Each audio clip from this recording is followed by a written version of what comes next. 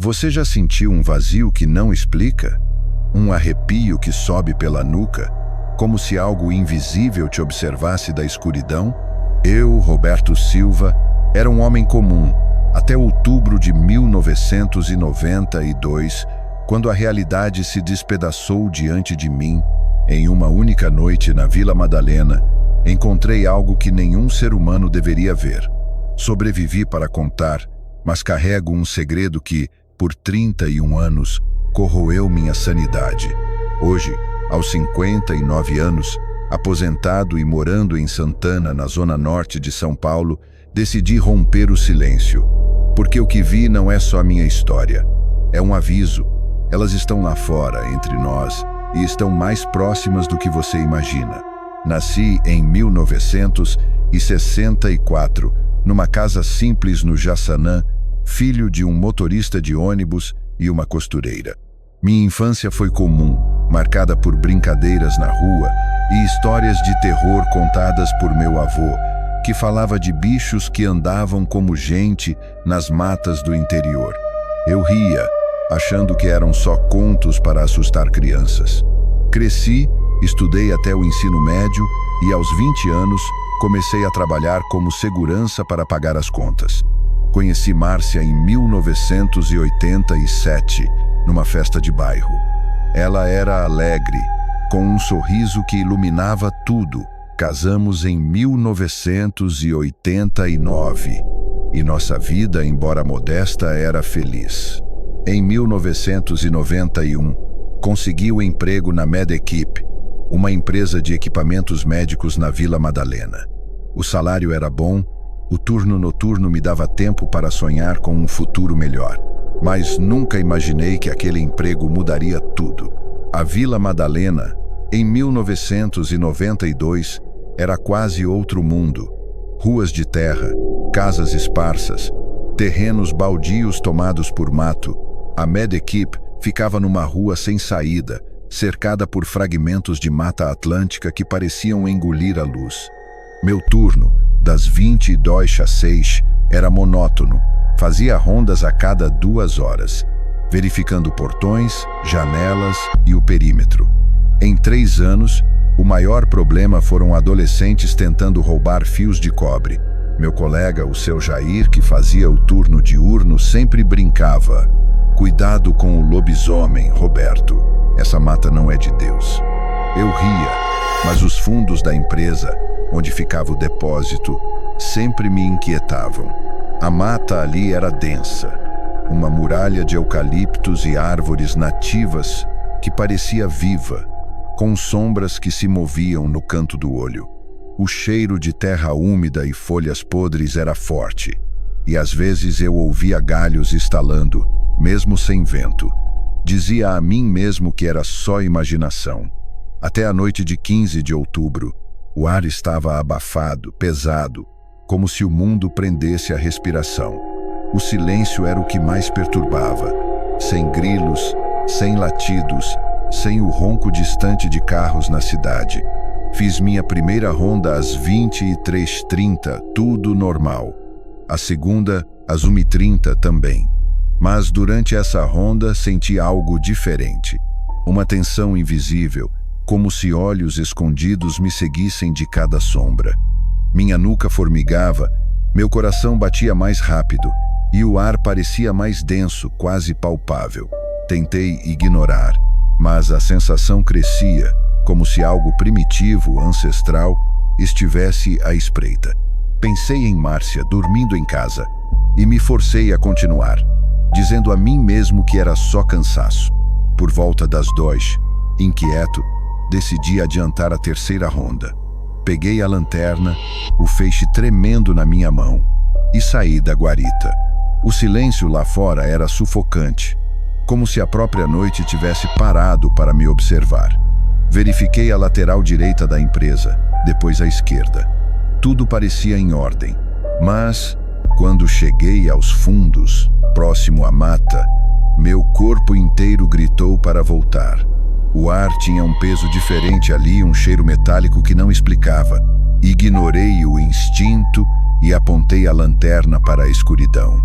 No começo, Só vi troncos, galhos, folhas balançando levemente. Mas, no limite da luz, algo se agachava atrás de um tronco grosso. Um animal perdido. Pensei, talvez um cachorro ou um macaco. Foquei o feixe e meu sangue gelou. Não era um animal. Era algo impossível. Agachada, a criatura era gigantesca, com uma pelagem escura e emaranhada, como uma mistura grotesca de pelo animal e cabelo humano. Quando a luz a atingiu, ela ergueu a cabeça e me encarou. Seus olhos não eram de bicho. Eram vermelhos, brilhando como brasas na escuridão, com uma inteligência cruel, uma fome que me paralisou. Lentamente ela se levantou, como se quisesse que eu visse cada detalhe de sua forma impossível. Tinha mais de 2 metros, com braços longos que quase tocavam os joelhos, mãos quase humanas, mas com garras curvadas que reluziam como lâminas. A cabeça era um pesadelo, alongada, com traços humanos distorcidos, um focinho canino, orelhas pontudas que se moviam, captando cada batida do meu coração em pânico. Quando sorriu, vi dentes afiados, caninos enormes projetando-se sobre os lábios, brilhando na luz da lanterna. Ficamos nos encarando por segundos que pareceram anos. Meu corpo não respondia. Minha mente se recusava a processar o que via. Ela inclinou a cabeça, me estudando com um prazer sádico, como um predador que sabe que a presa não tem chance. Então ela falou: Roberto.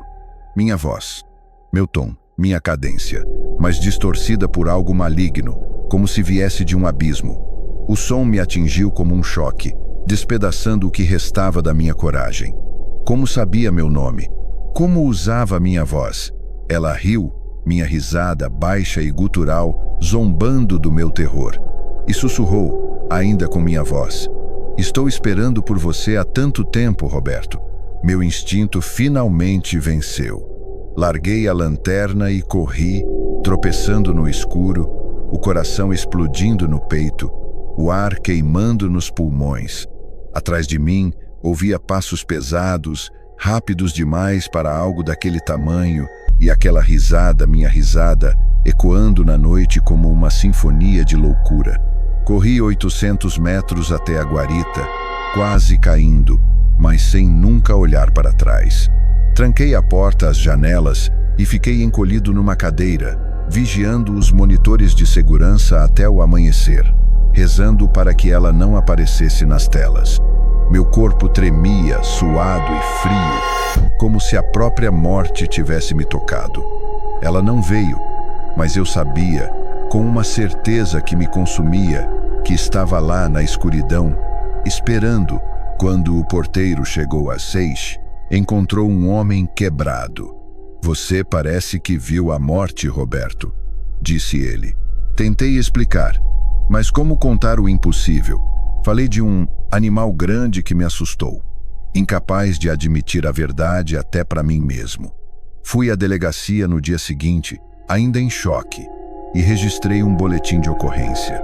Classificaram como avistamento de animal selvagem. Pedi demissão na semana seguinte. Não conseguia mais pisar naquele lugar. Mudei da Vila Madalena para Santana, tentando deixar o pesadelo para trás. Márcia notou a mudança em mim. Eu acordava gritando à noite, evitava falar sobre o trabalho, checava as trancas da casa obsessivamente. O que está acontecendo com você? Ela perguntava. Eu não respondia.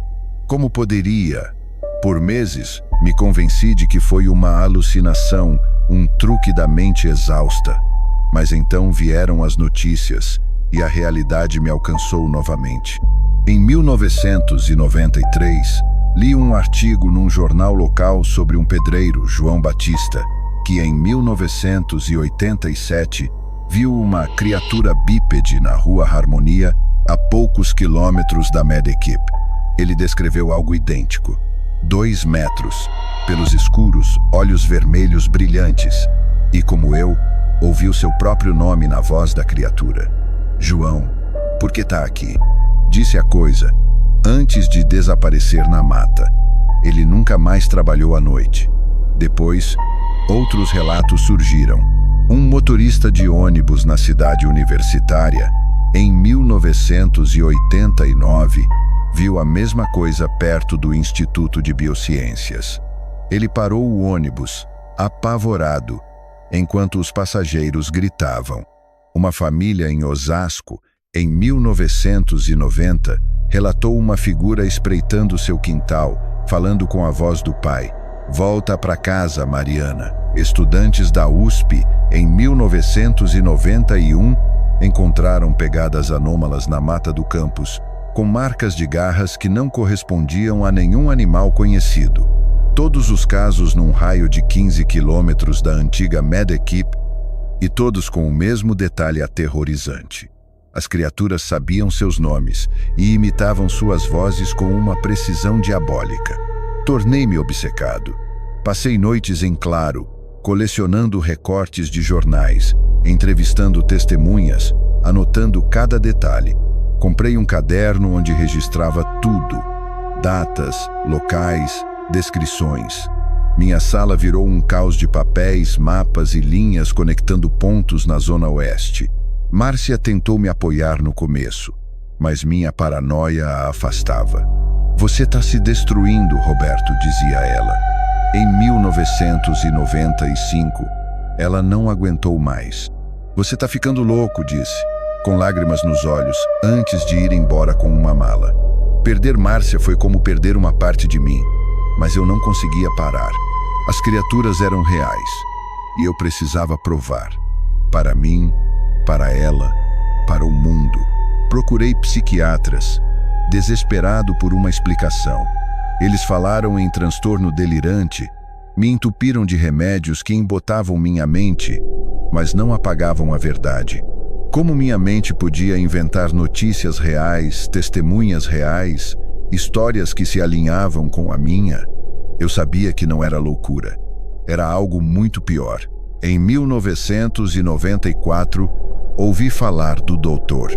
Eduardo Martins, um zoólogo da USP que investigava os relatos com rigor científico.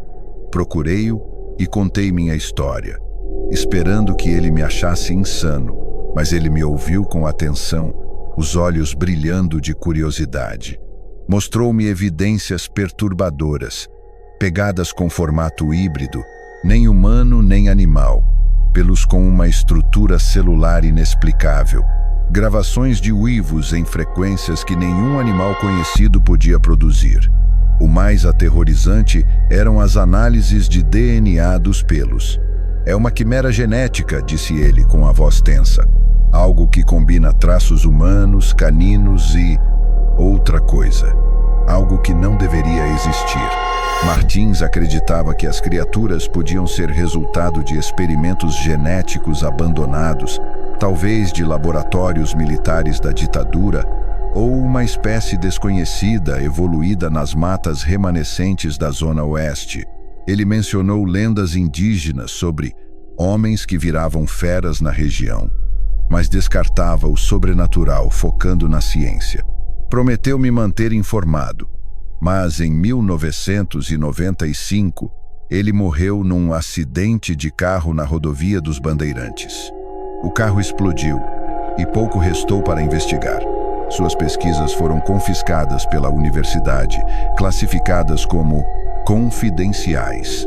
Tentei acessar os arquivos, mas me disseram que foram transferidos para órgãos competentes. Um funcionário da USP, que pediu anonimato, sussurrou que alguém grande queria o caso enterrado. Aquilo só alimentou minha obsessão. Entre 1997 e 2001, os relatos pararam, como se as criaturas tivessem desaparecido. Tentei reconstruir minha vida. Arrumando um emprego como vigilante diurno, evitei a Vila Madalena e qualquer mata. Mas a paranoia nunca me deixou. Cada sombra, cada ruído à noite me fazia reviver aquela risada, aqueles olhos vermelhos. Eu sonhava com a criatura acordando suado, com a sensação de que ela estava na minha janela. Em 2003, os avistamentos voltaram, e com eles meu pesadelo. Só que agora as criaturas pareciam diferentes. mais agressivas, mais inteligentes.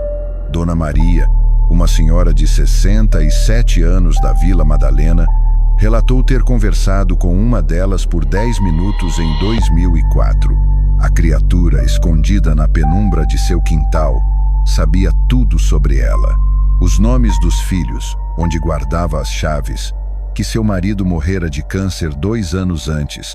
Ela me estudava, disse Dona Maria, com a voz trêmula. Ela mostrou arranhões em sua porta, marcas de garras que não explicava. Em 2007, estudantes da USP filmaram algo no Instituto de Psicologia. O vídeo, que baixei antes de ser removido do YouTube em 24 horas, mostrava uma figura bípede se movendo entre as árvores do campus. No final, a criatura vira para a câmera, seus olhos vermelhos brilhando mesmo na gravação granulada, e sorri, um sorriso humano, consciente, que me fez largar o celular em pânico. Conversei com um dos estudantes, Felipe, que tremia ao lembrar. Ela sabia que a gente estava filmando, Roberto. Olhou para a câmera como se quisesse ser vista. Em 2012, operários de um shopping em Pinheiros abandonaram o turno noturno após avistarem uma coisa com cara de cachorro rondando o canteiro de obras. Um deles, José Carlos, me procurou desesperado. Ela disse meu nome, Roberto. Minha voz saindo daquela boca. Como isso é possível? Ele me mostrou um desenho que fez. Uma figura alta, com orelhas pontudas e olhos que pareciam queimar. Continuei investigando, mesmo sabendo o risco. Em 2015, conheci Ana Ribeiro, uma jornalista freelance que coletava relatos sobre as criaturas. Juntos, mapeamos os avistamentos, descobrindo que todos se concentravam em áreas com vegetação densa: Vila Madalena, Pinheiros, Butantã, cidade universitária. Ana encontrou registros antigos, de 1970, mencionando homens-lobo na região, relatados por moradores rurais antes da urbanização. E se não forem novas? Perguntou ela. E se sempre estiveram aqui escondidas? Ela acreditava que as criaturas usavam a mata como corredores, movendo-se entre fragmentos florestais sem serem vistas. Ana também descobriu um relatório desclassificado de 1985, mencionando atividades anômalas num laboratório militar perto do Butantã, fechado após um incêndio. Será que as criaturas escaparam de lá? Nossa parceria terminou em 2016, quando Ana recebeu uma ligação anônima. Pare de cavar, Ana, disse a voz dela mesma. Ela se mudou para o interior, me implorando para abandonar a busca. Em 2017, contratei um hacker conhecido como Sombra para tentar acessar os arquivos do Dr. Martins. Ele encontrou fragmentos de relatórios numa rede interna da USP, mencionando sujeitos híbridos e testes de adaptação cognitiva. Mas antes que pudesse baixar tudo, o servidor foi desligado e Sombra recebeu uma mensagem: "Você não quer saber disso." Ele sumiu depois disso e nunca mais respondeu minhas mensagens. Ainda assim, guardei o que ele encontrou. Uma foto granulada tirada numa câmara de contenção, mostrando uma figura bípede com olhos vermelhos, amarrada com correntes. A legenda dizia: "Sujeito 17, neutralizado. Neutralizado. Então por que elas ainda estão por aí?" O último caso que documentei foi em 2018. Uma mulher, Clara Mendes, ligou para o 190 relatando uma criatura com cara de cachorro que quebrou sua janela na Vila Madalena. Quando a polícia chegou, os vidros estavam espalhados para fora, como se algo tivesse saído de dentro da casa. Clara desapareceu. Sua casa permanece vazia, com as janelas tapadas por tábuas. Conversei com um vizinho que ouviu risadas estranhas na noite do incidente. Risadas humanas, mas erradas. Ele me mostrou marcas de garras na cerca, profundas, como se algo tivesse escalado. "Eu não durmo mais direito", confessou. Minha própria perseguição começou em 2022. Mensagens de números desconhecidos chegavam no WhatsApp, sempre à noite. Roberto, lembra de mim? Roberto, por que parou de procurar? Roberto, sabemos onde você mora. Troquei de número 3 vezes, mas as mensagens continuavam. Em março de 2023, recebi a mais aterrorizante. Roberto, está na hora de voltar para casa. Anexado, um endereço. Rua Girassol, 847, Vila Madalena. O terreno da antiga Medequip, agora um lote vazio coberto de mato. Fui até lá numa tarde ensolarada, achando que a luz do dia me protegeria. O terreno estava deserto, mas encontrei pegadas frescas, enormes, com marcas de garras levando para a mata ao fundo. Preso num arbusto, havia um pedaço de pano com meu cheiro. Uma camisa que joguei fora meses antes. Corri de volta para o carro, com a sensação de que algo me observava. As mensagens não pararam. Em julho de 2023, recebi um áudio. Era minha voz, cantando uma música que eu costumava cantarolar no chuveiro, mas distorcida, como se viesse debaixo d'água. No final, um sussurro. Estamos tão perto, Roberto. Desliguei o celular por dias, mas a paranoia me consumia. Em Santana comecei a notar coisas estranhas. Marcas de arranhões na porta do meu apartamento, uivos distantes à noite, objetos mudando de lugar sem explicação. Uma noite, em novembro de 2023, acordei com um peso no peito, como se algo estivesse na minha cama me observando. Não havia nada, mas o ar estava gelado, com um cheiro metálico que reconheci dos fundos da Medequip. Tranquei-me no banheiro até o amanhecer, tremendo. Em fevereiro de 2024, voltei ao terreno da Rua Girassol, dessa vez com um amigo, Marcelo, ex-segurança que trabalhava comigo na Medequip. Ele nunca acreditou na minha história, mas topou ir para me acalmar. Chegamos ao entardecer, com lanternas e um canivete que Marcelo insistiu em levar. O terreno estava igual, mas a mata parecia mais densa, como se tivesse crescido em meses. Encontramos mais pegadas, e Marcelo, que ria no começo, ficou pálido. Isso não é normal, Roberto, murmurou. Então ouvimos um estalo, seguido de uma risada. Minha risada. Marcelo largou a lanterna e correu. Eu o segui, mas ao chegar no carro, vi algo na mata. 2 pontos vermelhos, brilhando como brasas, nos observando. Marcelo não fala comigo desde então. Recentemente, encontrei um novo testemunho de um entregador de aplicativo, Lucas, que cruzou a cidade universitária a 1 de abril de 2024. Ele viu uma figura bípede parada na beira da mata, os olhos vermelhos brilhando na escuridão. Ela disse meu nome, cara, contou com os olhos arregalados. Minha voz, como se fosse eu falando. E riu, como se soubesse que eu estava apavorado. Lucas largou o emprego e se recusa a sair de casa à noite. Ele me mostrou uma foto tirada com o celular, tremida, mas clara o suficiente para distinguir uma silhueta alta, com orelhas pontudas, olhando diretamente para a câmera. É real, disse ele, e tá ficando pior. Em setembro de 2024, encontrei um fórum online onde moradores da Zona Oeste relatavam sonhos estranhos. Sonhos com uma criatura alta, de olhos vermelhos que aparecia em seus quintais, nas janelas ou dentro de casa sussurrando seus nomes. Você já sonhou com algo que parecia real demais? Perguntou um usuário anônimo. Eu acordo, mas ainda sinto ela me olhando. Outros relatavam marcas de garras em portas, uivos que pareciam risadas, objetos pessoais desaparecendo. Um usuário, morador da Rua Girassol, postou uma foto de pegadas na terra do quintal, idênticas às que encontrei. O fórum foi desativado dias depois, mas salvei as mensagens. Elas confirmam o que temo. As criaturas estão se aproximando, testando os limites, como se preparassem algo maior. Conversei com um antropólogo, Dr. Mendes, que estuda lendas urbanas. Ele mencionou mitos indígenas sobre espíritos da floresta que tomavam a forma de homens para caçar.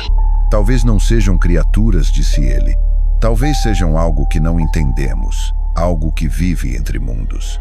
Ele me mostrou um desenho de 1800, feito por um missionário, mostrando uma figura bípede com olhos brilhantes, cercada por índios em pânico. E se estiverem aqui há séculos? Perguntou. Não sei se acredito, mas não posso ignorar. Por 31 anos, carreguei esse peso. Perdi minha esposa, minha paz, quase minha sanidade. Gastei fortunas em terapias, remédios, mudanças de cidade. Cada dia é uma luta para não ceder ao medo, à dúvida, à loucura. Às vezes olho no espelho e não reconheço o homem que vejo, um estranho marcado por uma noite que nunca deveria ter acontecido, mas não posso mais me calar. Essas criaturas existem, são inteligentes, perigosas e estão se infiltrando em nosso mundo de formas que mal compreendemos. Imitam vozes, sabem nomes, usam nossa tecnologia. Não são apenas feras, são algo mais antigo, mais sinistro. Talvez sejam uma espécie oculta, evoluída nas matas de São Paulo. Talvez sejam experimentos que escaparam de laboratórios secretos. Talvez sejam algo que transcende nossa compreensão, algo que nos observa desde antes da cidade existir. Se você mora em São Paulo, especialmente na Vila Madalena, Pinheiros, Butantã ou Cidade Universitária, preste atenção.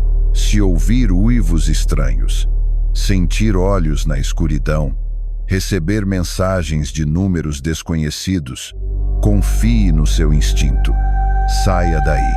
E se encontrar uma criatura de 2 metros, olhos vermelhos brilhantes, com um sorriso que fala com sua própria voz, corra, corra e não olhe para trás, porque elas sabem quem você é, sabem onde você está e estão mais perto do que nunca. O que vi em 1992 não deveria existir, mas existe, e o mistério está longe de acabar. O que essas criaturas querem? Por que me escolheram? O que planejam nas sombras da Zona Oeste? Não sei as respostas, mas sei que a verdade está lá fora, escondida na mata, nos becos, nos sinais que ignoramos. E agora, enquanto escrevo isso, ouço um arranhar na minha porta, um som que não deveria estar aqui. Meu celular vibra com uma nova mensagem de um número que não conheço. Não tenho coragem de abrir. Continue acompanhando, porque o próximo capítulo será ainda mais aterrador. E algo me diz que quando a verdade vier à tona, ninguém, nem eu, nem você, estará pronto para enfrentá-la.